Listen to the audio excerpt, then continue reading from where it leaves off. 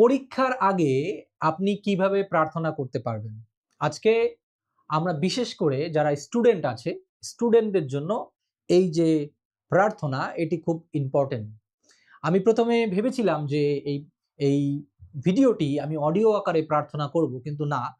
আমি পরবর্তীতে চিন্তা করলাম ভিডিও আকারে আমি আরো ডিটেইলস আলোচনা করতে চাই, যেন যারা বিশেষ করে তোমরা স্টুডেন্ট আছো, পরীক্ষা দেবার আগে আমরা কিভাবে প্রার্থনা করতে পারি সেই বিষয়ে আমি শিক্ষা দেব, যেন প্রার্থনা করতে সুবিধা হয়।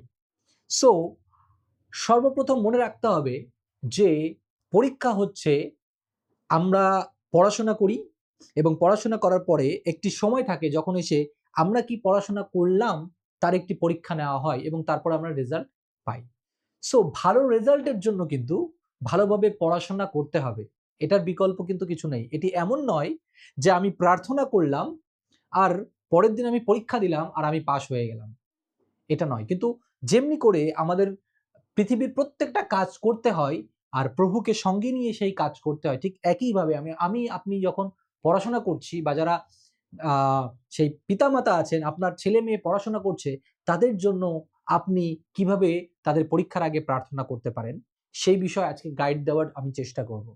সো মনে রাখতে হবে যে পরীক্ষা অনেক রকম আছে আমাদের জীবনের জন্য, কিন্তু আজকের এই প্রচার বা আজকের এই আলোচনা শুধুমাত্র যারা পরীক্ষা দেবেন, মাধ্যমিক পরীক্ষা বা ইন্টারভিউর পরীক্ষা বা এসএসসি পরীক্ষা, বিভিন্ন রকম পরীক্ষা থাকে। অর্থাৎ হচ্ছে জাগতিকভাবে খাতা কলমে যে পরীক্ষাগুলো হয় সেই বিষয় নিয়ে আমরা করব। আধ্যাত্মিক যে পরীক্ষাগুলো আসে সেগুলো নিয়ে আজকে আমরা আলোচনা করব না। জাগতিকভাবে যেটা আমরা ফেস করি, স্পেশালি স্টুডেন্টরা, তারা চিন্তা করে আমি কিভাবে প্রার্থনা করব, অনেক সময় ঘাবড়িয়ে পড়ে। সো কিভাবে তোমরা প্রার্থনা করতে পারো তার জন্যই চেষ্টা। সো ১ম এ শান্তি ও স্নায়ুর যে চাপ, সেই চাপ আপনি কিভাবে সামলাবেন? সো আপনার হৃদয়ে যেন ঈশ্বরের শান্তি বিরাজ করে ও আতঙ্ক ও ভয়ের স্থান দখল না করে, সেই বিষয়ে প্রার্থনা করতে হবে। ১ম এ একজন স্টুডেন্ট হিসাবে যদি তোমার মধ্যে শান্তিই না থাকে, তোমার মনের মধ্যে যদি একটা অশান্তি চলতে থাকে, তাহলে কিন্তু তুমি ভালো করে রেজাল্ট করতে পারবে না। অর্থাৎ পরীক্ষাই ভালো করে দিতে পারবে না। তাহলে ভালো রেজাল্ট তোমার আশা করা সম্ভব নয়। সুতরাং মনকে শান্ত করতে হবে এবং পরবর্তী বলছি স্নায়ু মানে কি, একটা ভিতরে একটা চাপ থাকে, অনেকে আতঙ্কিত হয়ে পড়ে। এজন্য এখানে বলা হচ্ছে যে ঈশ্বরের শান্তি বিরাজ করে এবং আতঙ্ক ও ভয়ের স্থান দখল করে। অনেক সময় হয় অনেক স্টুডেন্ট তারা ভালো পারে, পড়াশোনায় তারা ভালো করেছে, কিন্তু তারা যখন পরীক্ষা দিতে যায় তারা এমনভাবে ঘাবড়িয়ে যায় বা এমনভাবে তাদের স্নায়ু এমনভাবে চাপ সৃষ্টি করে যে তারা স্থির থাকতে পারে না এবং যার ফলে তারা সেই পড়া পারলেও ঠিকঠাক লিখতে পারে না, কারণ তারা একটু আতঙ্কিত হয়ে পড়ে। কি হবে আমার রেজাল্টের? এবং পরীক্ষার আগেও তারা যেন আতঙ্কিত হয়ে থাকে। সেজন্য প্রভুর কাছ থেকে সাহায্যের প্রয়োজন। প্রভু, তুমি আমাকে দয়া করো, তুমি আমাকে অনুগ্রহ করো, যেন তোমার শান্তি আমার মধ্যে থাকে। যেন পরীক্ষার আগে, পরে এবং পরীক্ষার চলাকালীন কোনো সময় কোনো ধরনের অশান্তি আমার পরিবার থেকে হোক বা অন্যান্য বন্ধু-বান্ধবের কাছ থেকে হোক বা স্যারের কাছ থেকে হোক, যেকোনো মাধ্যম থেকে হোক, যেন কোনো রকম অশান্তি এর মধ্যে প্রবেশ না করে। এবং স্নায়ুর যে চাপের কথাটা আমি বলছি, অর্থাৎ আতঙ্ক হয়ে যাওয়া, অনেক স্টুডেন্টরা আছে যারা আতঙ্কিত হয়ে পড়ে। প্রভুর কাছ থেকে সাহায্য নিতে হবে। প্রভু, তুমি আমাকে সাহায্য করো। কারণ আমি যখন পরীক্ষা দিতে যাই আমি ভয় পেয়ে যাই। আমি তো পড়ি ঠিকঠাক, কিন্তু আমি যখন পরীক্ষা দিই তখন আমার ভয় লাগে। আসলে কি হলো নাকি হলো না? এরকম একটা চিন্তাধারা আমার মধ্যে শয়তান প্রবেশ করানোর চেষ্টা করে। সুতরাং প্রিয় স্টুডেন্টরা, তোমরা চিন্তা করবে না, বরং শান্তিতে থাকবে এবং স্নায়ুর যে চাপ রয়েছে সে স্নায়ুর চাপকে তুমি কাটিয়ে উঠে ভালোভাবে পরীক্ষাতে তোমাকে মনোনিবেশ করতে হবে। দ্বিতীয় যে বিষয়, প্রজ্ঞা ও স্মরণ শক্তি। জ্ঞানের দরকার রয়েছে, স্মরণ শক্তির দরকার রয়েছে। কেন? আমরা অনেকে পড়াশোনা করি কিন্তু সেটা মনে রাখতে পারি না। আমাদের একেকজনের ব্রেন একেকভাবে কাজ করে। কিন্তু প্রভুর কাছ থেকে সাহায্য চাইতে হবে। প্রভু, তুমি আমাকে সেই জ্ঞান দাও বা প্রজ্ঞা দাও, যেন আমি যা কিছু পড়ছি বা যা কিছু লিখছি যেন আমি তা মনে রাখতে পারি। এজন্য এখানে বলছে আপনি যা অধ্যয়ন করছেন তা স্মরণ করার ক্ষমতা এবং সঠিক উত্তর দেওয়ার মতো বোধশক্তি প্রার্থনা করা। অর্থাৎ ১ম এ কি বলছে যে আপনি যা পড়াশোনা করছেন, সারা বছর ধরে আপনি পড়াশোনা করলেন। একজন স্টুডেন্ট হিসেবে তুমি পড়াশোনা করলে এবং তখন তুমি দেখলে যে আমি স্মরণ রাখতে পারছি না আমি যা পড়াশোনা করেছিলাম। তাই প্রভুর কাছ থেকে সেই সাহায্য নিতে হবে যে প্রভু আমি তো সারা বছর পড়ছি, আমি তো নিয়মিত আমার স্যারের পড়া করার চেষ্টা করছি, সবকিছু করছি, কিন্তু আমার স্মরণ শক্তিকে তুমিই একমাত্র বৃদ্ধি করতে পারো।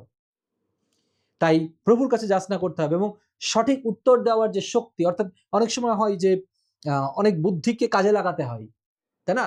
যে অনেক সময় কিছু কিছু প্রশ্ন থাকে দেখবেন সেটাকে ঘুরিয়ে দেওয়া হয় এবং তখন সেই যে সেই যে উত্তর দেওয়ার যে শক্তি, যে এখানে আমি ইনস্ট্যান্ট কি উত্তর দেবো বা আমার আমার যে ব্রেইন বা আমার যে বুদ্ধিমত্তা রয়েছে সেটাকে আমি কিভাবে কাজে লাগাবো, তার জন্য প্রভুর কাছ থেকে সাহায্য নিতে হবে, প্রার্থনা চাইতে হবে প্রভুর কাছে যে প্রভু তুমি আমাকে প্রজ্ঞা দাও, তুমি আমাকে স্মরণ শক্তি দাও। এরপরে ৩ নম্বর বিষয়, আত্মবিশ্বাস ও একাগ্রতা। আত্মবিশ্বাস প্রয়োজন কেন? যে আমি কি করছি তার উপরে আমাকে আত্মবিশ্বাস থাকতে হবে।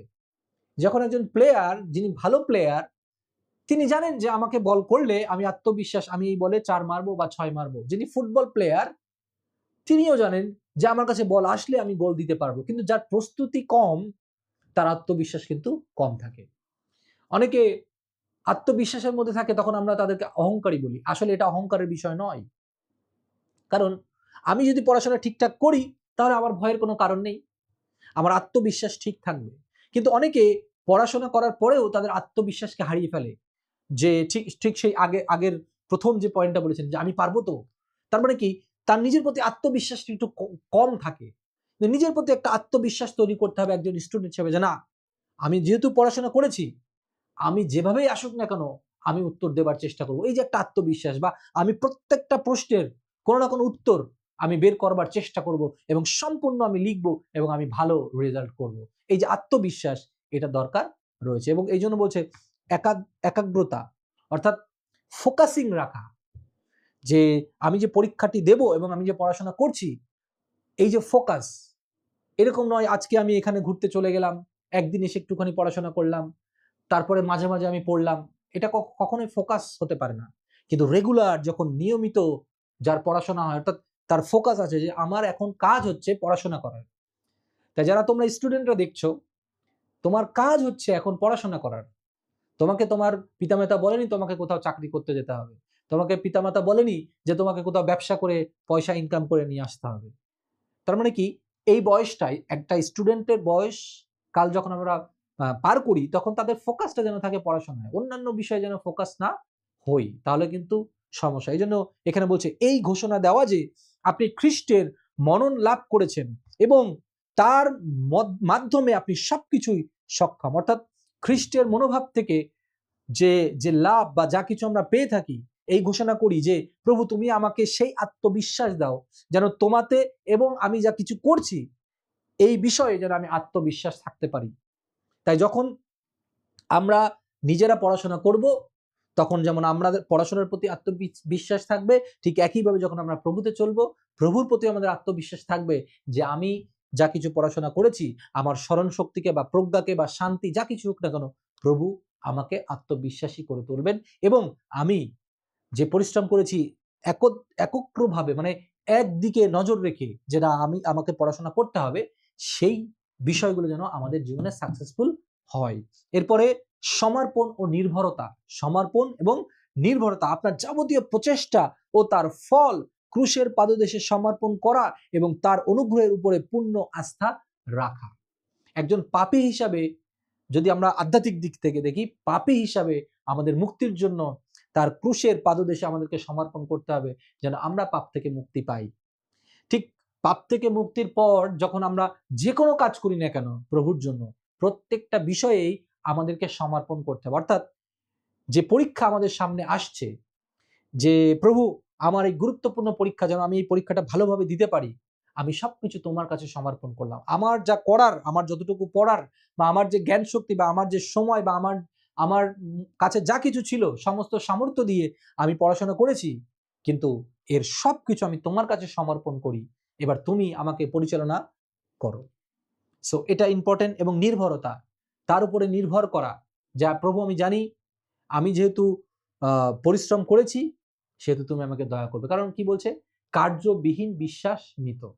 তার মানে আপনি যদি কাজ করেন তাহলে সেখানে আপনার বিশ্বাস তৈরি হবে, কিন্তু আপনি কাজ করেননি আর আপনি বিশ্বাস করছেন হ্যাঁ প্রভু আমার জন্য এটা করে দেবে, তাহলে হবে না। সেটা যেটা আমি প্রথমে বলেছি। সো নির্ভরতা প্রভুর উপরে অবশ্যই, যে আমি প্রভু তোমার উপরে নির্ভর করি, কিন্তু আমি পড়াশোনা না করে প্রভুর উপরে নির্ভর করি, তাহলে কিন্তু হবে না। তাই বলছে যে আমি আমার কাজটা যেমন আমি করব, অর্থাৎ কার্য যেমন আমি করব, তখন আমার মধ্যে সেই আস্থা থাকবে যে আমি প্রভুর অনুগ্রহের মধ্যে চলছি, প্রভু আমাকে প্রত্যেকটা বিষয়ে সাহায্য করবে। সুতরাং 4টি পয়েন্ট নিয়ে আমরা কথা বলেছি প্রিয় স্টুডেন্টরা, যারা এখানে আমাকে শুনছে এই মুহূর্তে, বা যারা হয়তো বা গার্জিয়ান আছে, বা ভবিষ্যতে যারা পরীক্ষা দেবে, সমস্ত বিষয়েই। সো কিভাবে আমরা প্রার্থনা করতে পারি, আমি 4টি বিষয় বলেছি। যে প্রভুর কাছে শান্তি ও স্নায়ুর যে চাপ রয়েছে, সেই চাপকে সামাল দেওয়ার শক্তি আমরা যাচনা করতে পারি। আমরা প্রজ্ঞা ও স্মরণ শক্তিকে যাচনা করতে পারি। আমাদের আত্মবিশ্বাস এবং ফোকাস যেন আমরা ঠিক রাখতে পারি, তার জন্য আমরা প্রার্থনা করব।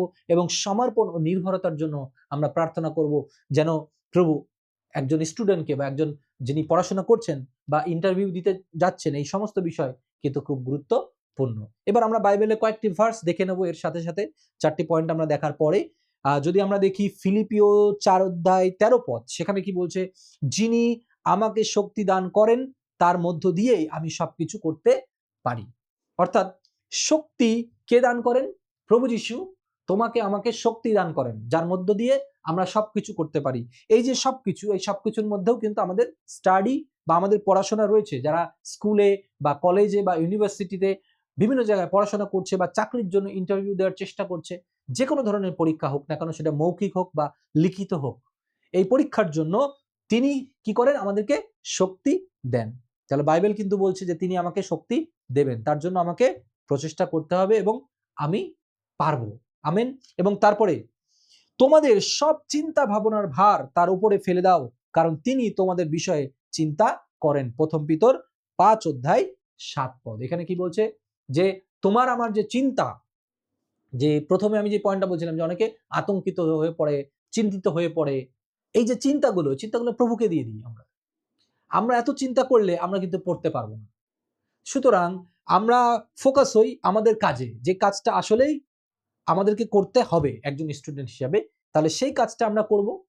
এবং এই শিক্ষাগুলো আমি দেওয়ার সাথে সাথে যারা গার্জিয়ান আছে, অর্থাৎ যারা যারা প্যারেন্টস আছেন আপনারা, তারাও আপনাদের ছেলে মেয়েদেরকে এগুলো বোঝানোর চেষ্টা করবেন, যেন তারা বুঝতে পারে যে সমস্ত চিন্তার ভাবনা ভার যেন প্রভুর কাছে দেয়। পড়াশোনার পাশাপাশি আমি অনেককে দেখেছি যারা অনেক পড়াশোনা করে, অনেক ট্যালেন্টেড, কিন্তু তারা পাশাপাশি প্রভুকে স্মরণ করে না, তাহলে কিন্তু সমস্যা। আবার অনেকে আছে যারা শুধুমাত্র আমি প্রভুর কাছে প্রার্থনা করবো আর আমি পড়াশোনা করবো না, এরকম না। এটা দুটোই ব্যালেন্স রাখতে হবে, কারণ এটাই হচ্ছে প্রভুর নির্দেশ এবং বাক্যের নির্দেশ। সুতরাং সমস্ত চিন্তা ভাবনা ভার যদি তার উপরে না দিই, তাহলে চিন্তা আমাদেরকে খেয়ে ফেলবে। আর চিন্তা যখন আমাদেরকে সেই খাবারের মতো করে যখন খেতে থাকবে, তখন আমাদের যে ব্রেইন আছে, আমাদের যে চিন্তা শক্তি আছে, সেই চিন্তা দিয়ে বা ব্রেন দিয়ে আমরা কিন্তু আর পড়াশোনা করতে পারবো না। তাই প্রভুর কাছে সবটা সমর্পণ করি। এটা অনেকটা এরকম যে কোনো একটা ভারী জিনিস আপনার হাতে চাপিয়ে দেওয়া হয়েছে, যার ফলে আপনি ধরুন আমার হাতে যদি এটাকে চাপিয়ে দেওয়া হয়, তাহলে কিন্তু আমি কাগজটা ধরতে পারবো না। তাই চিন্তা আমাদের হাতে অনেক সময় শয়তান চাপিয়ে দিয়েছে, যখন এটা প্রভুর কাছে আমরা তুলে ধরবো, তখন আমরা চিন্তা মুক্ত। আর তখন আমরা কি করতে পারবো?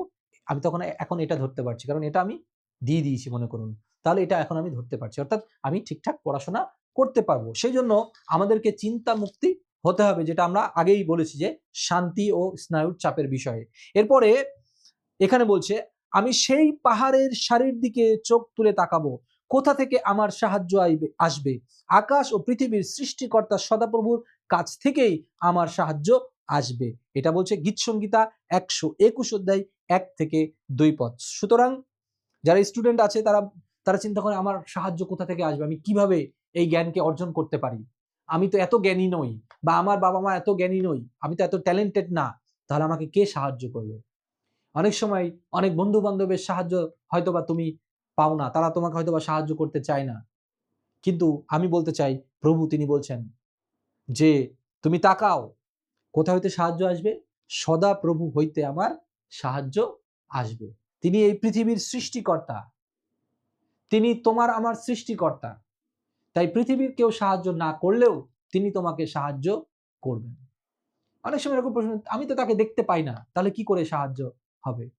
তাহলে তুমি আজকে যখন পড়াশোনা করছো, তোমার যে স্মৃতিশক্তি, তুমি যেগুলোকে ধারণ করছো এখানে পরে সেগুলো মনে করছো, তাহলে সেগুলো কে তোমাকে এখানে স্টোর করছে? কিভাবে সেটা তুমি মনে রাখতে পারছো? তুমি তো সেই পড়া দেখতে পারছো না। অর্থাৎ যখন তুমি পড়াশোনা করছো আর খাতায় গিয়ে লিখছো, তাহলে এই মাঝখানে যে ওয়েটা, অর্থাৎ তুমি তো তখন দেখে দেখে লিখছো না, যখন পরীক্ষা দিচ্ছ না দেখে তুমি কি করে লিখছো সেটা তো তুমি দেখতে পারছো না। ঠিক একইভাবে প্রভুকে তুমি দেখতে পারছো না, কিন্তু প্রভু আসলে তোমার সাথে রয়েছে। যখন তুমি তাকে ডাকবে এবং তুমি বলবে যে কোথা থেকে আমার সাহায্য আসবে, সদা প্রভুর কাছ থেকে আমার সাহায্য আসবেন, অর্থাৎ প্রভু আমাকে তোমাকে সাহায্য করবেন যেন আমরা সুন্দরভাবে পরীক্ষা দিতে পারি। শেষ যে বাইবেল ভার্স, যাকব 1 অধ্যায় 5 পদ থেকে, সেখানে বলছে, তোমাদের মধ্যে যদি কারো জ্ঞানের অভাব থাকে তবে সে যেন ঈশ্বরের কাছে চায়, আর ঈশ্বর তাকে তা দেবেন, কারণ তিনি বিরক্ত না হয়ে প্রত্যেককে প্রচুর পরিমাণে দান করেন। যিনি দান করতে পছন্দ করেন। তুমি চিন্তা করো যে তোমার যে বন্ধু আছে বা স্কুলে যে স্যার আছে, যদি তুমি স্যারকে একটা প্রশ্ন বারবার করো, কিছুক্ষণ পরে স্যার বিরক্ত হয়ে যাবে, এই আমি তোমাকে আর সাহায্য করবো না, বারবার না বললাম তোমাকে, বোর্ডে বোঝালাম, আর কত বোঝাবো। অনেক সময় একবার করে নিয়ে তারপরে বলে অন্য বন্ধুর কাছ থেকে তুমি সাহায্য নিয়ে নাও, তখন বন্ধুর কাছে তুমি যখন যাবে তখন সে তোমাকে সাহায্য করছে না, একটা সমস্যা তৈরি হয়ে গেল। কিন্তু এখানে বলছে যদি কারো জ্ঞানের প্রয়োজন হয়, কে দান করবেন? প্রভু। যা কিছু তোমার বন্ধু বা স্যার বোঝাতে তোমাকে পারেনি, সেই জ্ঞান ঈশ্বরের কাছ থেকে আসতে পারে যখন তুমি সেটা অধ্যয়ন করবে, বোঝার চেষ্টা করবে, প্রভু তোমার জ্ঞানকে খুলে দেবে এবং তুমি তখন তখন তাকে বলবে যে প্রভু আমার জ্ঞানের অভাব আছে, তুমি আমাকে জ্ঞান দাও। এবং এখানে কি বলছে, স্পষ্ট বলছে যে ঈশ্বর তাকে তা দেবেন। এমন নয় যে তিনি বলছেন আমি তোমাকে দেব না। যদি কারোর কাছে কিছু চাওয়া হয়, অনেকে তো অস্বীকার করে যে আমি না এটা দেব না। আর যদি কেউ বলে হ্যাঁ আমি দেব, অনেকে প্রমিস করেও সেই কথা রাখে, অনেকে কথা রাখে না। কিন্তু ঈশ্বর তিনি আমাদের যা কিছু প্রতিজ্ঞা করেন সেই কথা তিনি রাখেন। এই জন্য কি বলছে যে তিনি তাকে দেবেন, এবং কারণ তিনি বিরক্ত না হয়ে, তিনি বিরক্ত হন না। স্যার বিরক্ত হয়ে যাবে, ম্যাডাম বিরক্ত হয়ে যাবে, বন্ধু বান্ধব বিরক্ত হয়ে যাবে, কিন্তু তিনি বিরক্ত হন না। তাই তোমার যখন জ্ঞানের প্রয়োজন, তুমি যখন পড়াশোনা করছো, বুঝতে পারছো না, প্রভু তুমি আমাকে সাহায্য করো, তাহলে দেখবে যখন নিয়মিত তুমি পড়াশোনা করবে এবং বাক্যের সাথে তোমার জীবনযাপন করবে, তোমার রেজাল্ট খুবই ভালো হবে, পরীক্ষা ভালো হবে, তুমি আনন্দিত থাকবে। সুতরাং আমি বিশ্বাস করি যে এই আলোচনার মধ্য দিয়ে তুমি অ্যাজ এ স্টুডেন্ট ভালো কিছু শিখতে পেরেছি, এবং যারা প্যারেন্টস আছে তারাও খেয়াল রাখবেন যে আপনি যেভাবে ছেলে মেয়ের পড়াশোনার জন্য দৌড়াদৌড়ি করেন খুব ভালো, কিন্তু এত দৌড়াদৌড়ি করবেন না যে দৌড়াদৌড়ি করতে করতে প্রভুর সাথে যে থাকতে হবে আপনার ছেলে মেয়েকে, এটা আপনি ভুলে যাবেন। সো বি কেয়ারফুল, কারণ আমরা খ্রিস্টীয় পরিবার, খ্রিস্টীয় আদর্শে আমরা গড়ে উঠেছি। সুতরাং আমাদের খ্রিস্টকে নিয়েই সমস্ত কিছু হওয়ার প্রয়োজন, এবং অবশ্যই এটি করতে হবে। সুতরাং বাক্যের শিক্ষা যেমন দরকার, এই জগতের শিক্ষাও তেমন দরকার, যেন আমরা ব্যালেন্স করে আমাদের জীবনকে গড়ে তুলি, তাহলে আমরা মানুষের মতো মানুষ তৈরি হতে পারবো। চলো স্টুডেন্টরা, আমি শিখিয়েছি কিভাবে তোমরা প্রার্থনা করতে পারবে, সেটা তুমি অবশ্যই তোমার ব্যক্তিগত প্রার্থনার সময় এটি করবে। তারপরেও আমি শেষ করার আগে ছোট্ট করে তোমাদের জন্য প্রার্থনা করতে চাই, যেন প্রত্যেকটা পরীক্ষার আগে এই পূর্ব প্রস্তুতি যেন থাকে, এবং তুমি কিভাবে প্রার্থনা করবে এটি তুমি শিখতে পারবো। এখানে আমার সাথে আজকে বেশ কিছু স্টুডেন্টও আছে, এই প্রচারের সাথে আমার সাথে শুনছে, তাদেরকেও আমি অনুরোধ করব তারা তাদের নিজ নিজ জায়গা থেকে তারা প্রার্থনা করবে, এবং তুমি যে ওই পারে আছো, বা যদি আপনি প্যারেন্টস হয়ে থাকেন, আপনার সন্তানকে এই মুহূর্তে নিয়ে আসুন আপনার কাছে, এবং একসাথে প্রার্থনা করুন। তার ভবিষ্যতে যত পরীক্ষা আছে, স্কুলে হোক, কলেজে হোক, বা ইউনিভার্সিটিতেও, যেখানেই হোক না কেন, বা চাকরির ক্ষেত্রে হোক না কেন, যেন প্রভু সাহায্য করেন, এবং ওই বাক্য যেন সবসময় তাদের মধ্যে থাকে, কারণ বাক্যই হচ্ছেন সেই ঈশ্বর। চলো আমরা প্রার্থনা করি। প্রভু তোমাকে ধন্যবাদ দিই, তোমার গৌরব করি, তোমার প্রশংসা করি যে তুমি আজকে আমাদেরকে শেখালে যে যখন পরীক্ষা আসে তখন আমরা কিভাবে প্রার্থনা করতে পারি। আমরা তোমার সাহায্য পেতে পারি প্রভু যিশু, তোমাকে আমরা স্মরণ করতে পারি প্রভু যিশু। এবং তুমি বলেছো তুমি বিরক্ত হও না, বরং যে তোমার কাছে জ্ঞান চাই তুমি তাকে জ্ঞান দিয়েছো, তাকে প্রজ্ঞায় পরিপূর্ণ করেছো প্রভু যিশু। তাই প্রভু আজকে যে স্নায়ুর যে চাপ রয়েছে প্রভু, আজকে যে অশান্তিগুলো রয়েছে প্রভু যিশু, আজকে যে যা কিছু বাধা রয়েছে একজন পরীক্ষার্থী হিসাবে প্রভু, সব কিছু দূরে রেখে প্রভু আজকে তোমার কাছে আমরা সমর্পিত হই।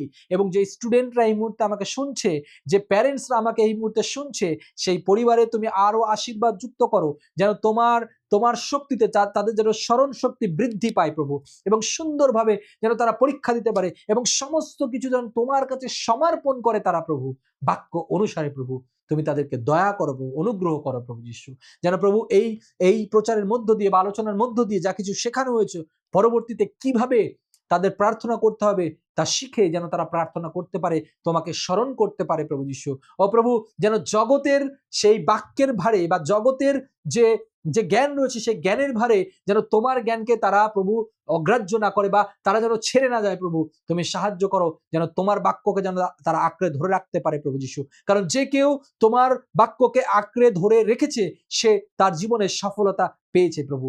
তাই প্রভু আজকে অনেকে অনেক কিছু প্রভু আমরা হতে পারি প্রভু, অনেকে প্রভু ডক্টর হতে পারে, ইঞ্জিনিয়ার হতে পারে, ও বড় বড় সেলিব্রিটি হয়ে যেতে পারে, অনেক জ্ঞানী হতে পারে, অনেক বড় বড় চাকরি করতে পারে প্রভু যিশু, কিন্তু তোমার জ্ঞান ছাড়া তাদের জীবন বৃথা প্রভু যিশু। কারণ তুমি প্রভু যিশু এই জগতের জ্ঞানকে প্রভু, ও প্রভু তুমি কিছুই মনে করো না প্রভু, তুমি বাক্যে বলেছো প্রভু যিশু, কিন্তু যার জ্ঞান তোমার তোমার কাছ থেকে, তোমার জ্ঞান যাদের যাদের মধ্যে রয়েছে প্রভু যিশু, তুমি তাদেরকে আরো আশীর্বাদ যুক্ত করো প্রভু যিশু।